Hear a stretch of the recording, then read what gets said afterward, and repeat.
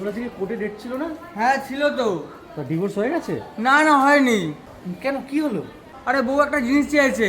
এই যে বললি বউ কিছু চাইনি, কোনো ডিমান্ড নেই, মিউচুয়ালি তোদের ডিভোর্স হবে, নিশ্চয়ই সোনাদানা চেয়েছে। আরে না না সোনা দাওয়া না চাইনি। তাহলে জমি জমা? আরে না না জমি জমাও চাইনি। নিশ্চয়ই স্যালারির হাফ চেয়েছে। আরে না না স্যালারি অর্ধেকও চাইনি আমার থেকে। রেগে যাচ্ছিস কেন? তাহলে কি চেয়েছে? বউ জজ সাহেবকে বলল, জজ সাহেব আমি এই লোকটার থেকে কিছুই চাই না, শুধুমাত্র চাই এই লোকটা আমাকে যেই অবস্থায় পেয়েছিল সেই অবস্থাতেই আমাকে ছেড়ে দিক। কেন, কি অবস্থায় পেয়েছিলি? বিধবা অবস্থায়। আহা আমি পারি না আর পারি না, আমি কেন মরি না।